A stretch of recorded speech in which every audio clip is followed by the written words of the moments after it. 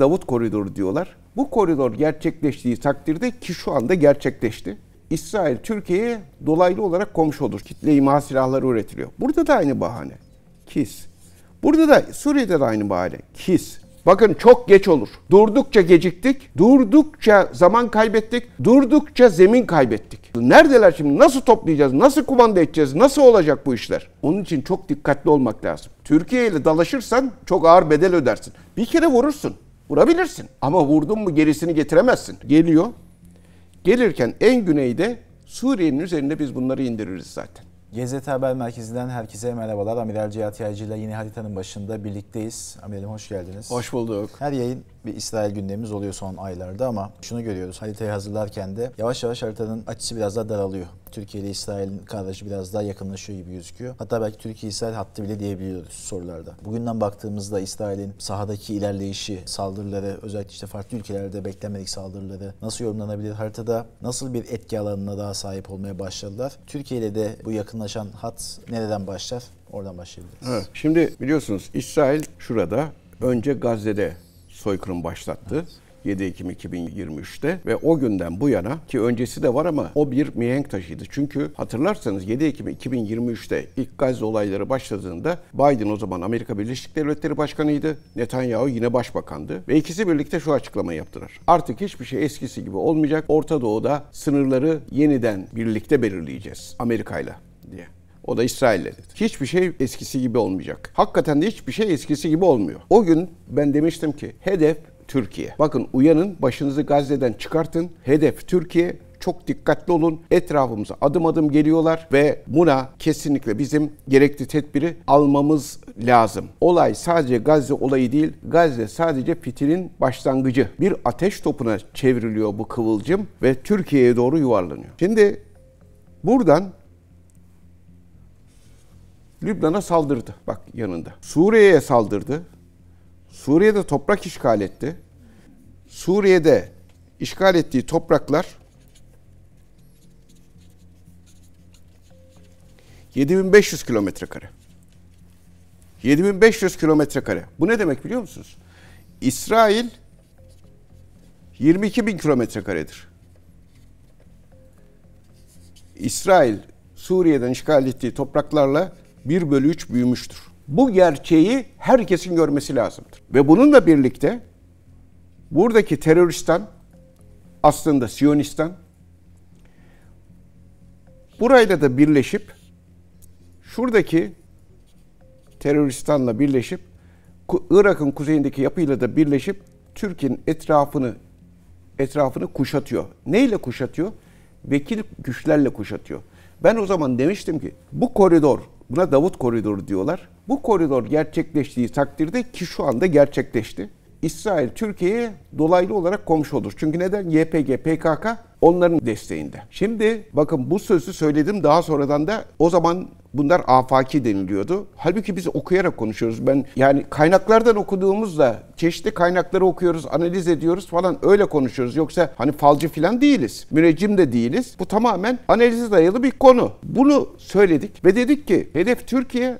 Türkiye'yi NATO'dan da dışlama konusu var. Şimdi 1980'de İsrail acayip saldırgan bir devlet. Irak'ta reaktörleri bombaladı, nükleer reaktörleri.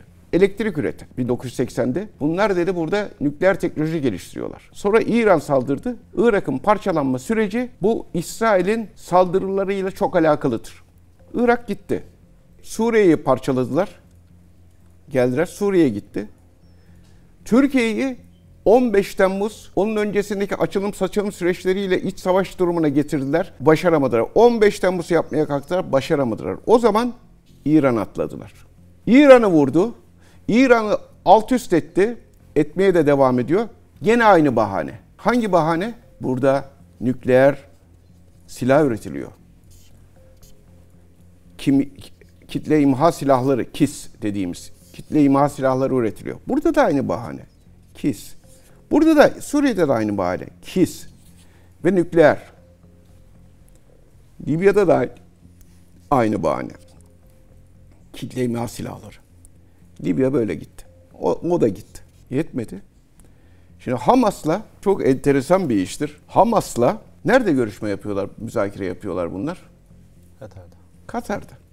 Değil mi? Katar'a arabuluculuk yapıyor. Hamaslı yöneticiler de orada kalıyor. İsrailli yetkililer de geliyor. Orada topluca görüşme yapıyorlar. Müzakere yaptıklarını geldi 1795 kilometre uçtu. Geldi. Nereye kullandı? Suudi Arabistan hava sahasını kullandı. Bak, Suudi Arabistan komşusu Katar'ın vurulmasına müsaade ediyor. Bu arada nereden geçti? Ürdün'den geçti. Ürdün de müsaade etti. Bunlar Arap ülkesi değil mi? Ürdün okey verdi. Suudi Arabistan Katar'ı vurmasına okey verdi. Geldiler Katar'ı vurdular. Peki Katar 1795 kilometreyi nasıl akaryakıt ikmali yapmaksızın uçaklar gidebilir? Bir akaryakıt ikmali yapması lazım. Havada ikmal yapması lazım. Peki uçağı kim verdi? Havada ikmal yapılan uçağı. Bak şimdi çok enteresan. İngiltere. İngiltere de yakıtını verdi mi? Peki bu havada akaryakıt ikmali yapan uçak, İngiliz uçağı, İsrail uçaklarına yakıt veren, gel de kolaylıkla bombala diyen. Nereden kalkmış biliyor musunuz? Katar'dan. Adam Katar'da hem ev sahibi ülkenin üstünde bulunuyor. Ev sahibi ülke ona bir üs vermiş. Orada uçak bulunuyor. Uçak kalkıyor, iddia odur. İsrail uçakları gelecek diye koordine ediyorlar. Gidiyor. Şurada akaryakıt ikmali yapıyor Suudi Arabistan hava sahasının üstünde. Onlar da geliyorlar, vuruyorlar. Sonra dönerken tekrar. Ya bu böyle bir şey olabilir mi ya? Sonra bu uçak, tanker uçağı tekrar Katar'a iniyor. İnanılmaz ya. Bunu görmek lazım. Bir diğer iddia da edelim. Amerika Birleşik Devletleri'nin de ikmal uçağını yardım için kullandığı da yine aynı noktayı. Katar, Orta Doğu'daki en büyük Amerikan üssüne sahiptir. Asker sayısı en fazla olan yer orasıdır. Amerikalıları da İngilizlere de kucak açar. Amerika'nın da en yakın müttefikidir bölgedeki aslında. İran'a karşı da hatırlarsanız Katar kullanıldığı söylenmişti. Geldi İran'da buraya gene saldı. Ya bir İran vuruyor, bir İsrail vuruyor. Katar'ın durumuna bak. Bir İran vuruyor, bir İsrail vuruyor. Adamları ortada bıraktı. Daha önce biliyorsunuz Türkiye bu Katar'a çok yardım etmişti. Neden? Bu Katar bir yarımada. Suudi Arabistan da rekabete girdi demeyelim de bir kriz oldu. Suudi Arabistan başladı kazmaya burayı. Bu yarımada ya, ana karayı. Kazarak ana karasından koparmaya. Yani Suudi Arabistan'da kara sınırı ya, kazıyor, ada yapacak orayı. Ya zor durdurdular. Ekmek bulamadılar, yiyecek bulamadılar. Türkiye'ye gönderdi. Katar'da Hamas var. Kardeşim, Hamas var, sen orada müzakere ediyorsun zaten. Aracılık yapıyor. Sen adamları, hem müzakere ettiğin adamların yerini bil, hem de git onları orada vur. Sonra da de ki, hep bakın aylardır söylüyorum, hedef Türkiye diye. Dedim ki Türkiye'yi şimdi hedef gösteriyor. Sıra Türkiye'de diyorlar. Kim diyor? İsrail basını diyor. İsrail basınında işte Jerusalem Post'ta, Kan'da, bilmem şurada burada yazılar çıkıyor. Bundan sonraki hedef Türkiye. Nasıl diyorlar? Bunu aslında üstü kapalı olarak da değil, hemen hemen açık olarak söylüyor. Hamas'ı destekleyen kim varsa, himaye eden kim varsa onları vururuz. Türkiye'yi Hamas'ı en çok destekleyen devlet konumunda değil mi onların gözünde? Türkiye'yi tehdit ediyor. Ve bunun öncesi vardı. Michael Rubin denilen adam zaten bunu söylemişti, yazmıştı. Bütün bunların hepsi onun yazdıklarıyla alakalıdır. Önceden kamuoyu oluşturulur ve ondan sonra yapılır. Hamas nerede bulunuyorsa vurulmalı diyen, Türkiye ile İsrail çatışmalı diyen, aynı hikaye. Nükleer elektrik santralleri, nükleer silah teknolojisi geliştiriyorlar laflarıyla bizim Akkuyu'yu hedef gösterdi. Akkuyu'yu vurmak için diyor ki Akkuyu vurulsun. Kim vursun?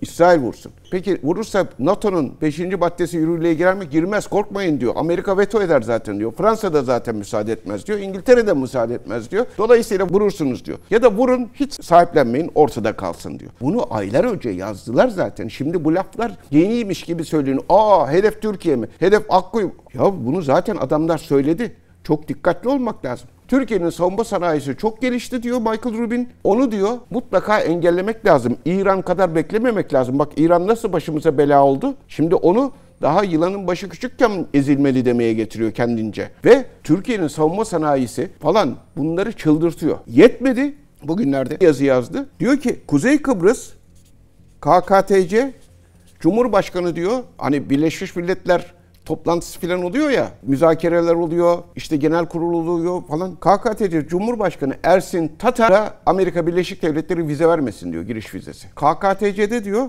Hizbullah var diyor. Hizbullah'ı besliyorlar diyor. Bak yalanın bini bin para. KKTC'yi hedef gösteriyor. Ve dahası Güney Kıbrıs Rum yönetimine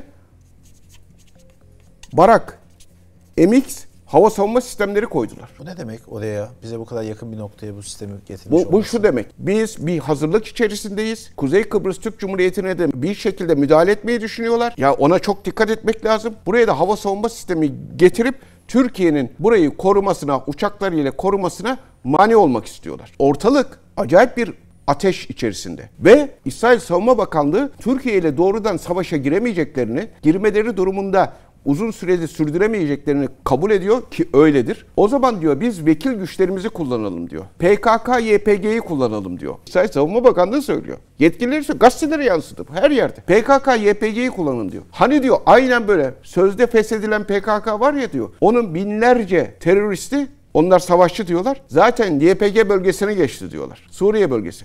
Oradan diyor bunlara müdahale edelim diyor. Bu Türkiye'nin gerçekten bir kere bu Suriye'deki yapıya kesinlikle müsaade etmemesi lazım. Onlar yılanın başı küçükken diyor şimdi biz bu yılanın başını ezmeliyiz. Bakın çok geç olur. Durdukça geciktik, durdukça zaman kaybettik, durdukça zemin kaybettik. Suriye Milli Ordusu şu anda dağılmış vaziyette. Nereye gitti bizim Özgür Suriye Ordusu dediğimiz? Merkezi hükümete katıldı. Neredeler şimdi? Nasıl toplayacağız? Nasıl kumanda edeceğiz? Nasıl olacak bu işler? Onun için çok dikkatli olmak lazım. KKTC'ye çok dikkat etmek lazım. Buradaki hava savunma sistemlerinin konulmasına çok dikkat etmek lazım. Suriye'deki yapılanmaya çok dikkat etmek lazım. Bu tehditlerle yani Türkiye NATO üyesidir, saldıramazdır ki saldıramaması lazım. Ama bunun altını çürütüyorlar. Onu söyleyeyim. Türkiye çok dikkatli olması lazım. Özellikle bu içimizdeki teröristlere, vekil savaşçılarımız dedikleri, vekil gücümüz dedikleri PKK, YPG'ye çok dikkat etmek lazım. Bunlarla hani barış falan bunlar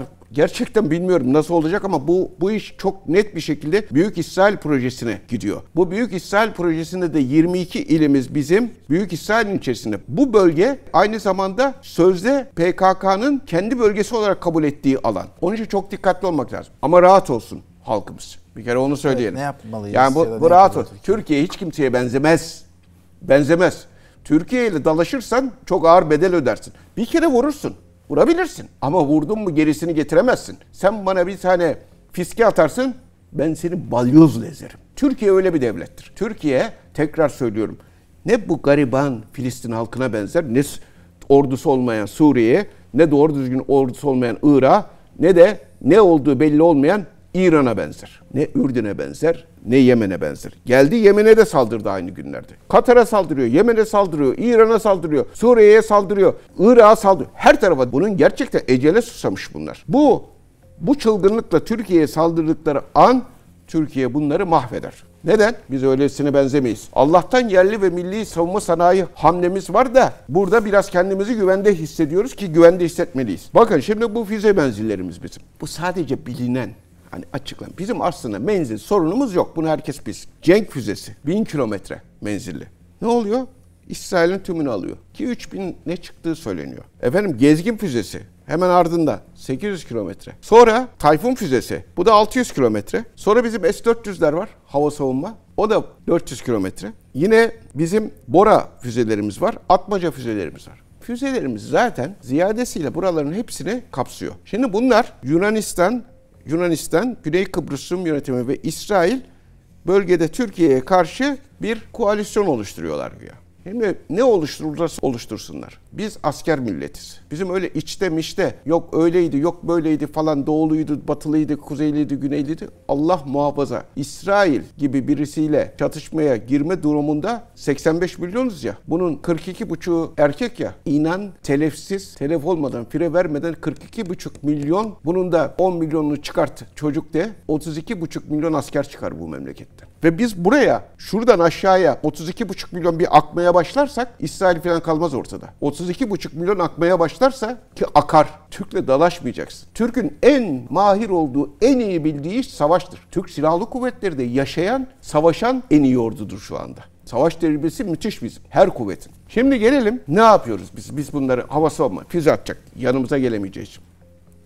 Bir kere bizim 600 kilometrelik Aselsan'ın geliştirdiği uzun menzilli radar sistemlerimiz var. Uzun menzilli radar sistemleri 600 kilometreyi görüyor. Yani biz en güney ucu koyduğumuzda İsrail'den hemen hemen her kalkan uçağı, füzeyi görebiliyoruz. Şimdi bunlar 600 kilometreden itibaren görüyoruz. Sonra bizim bu çelik kubbemiz var. Evet. Çelik kubbede de 150 kilometrelik hisarlarımız var. Onlarla da bu 600 kilometreden gördük ya geliyor.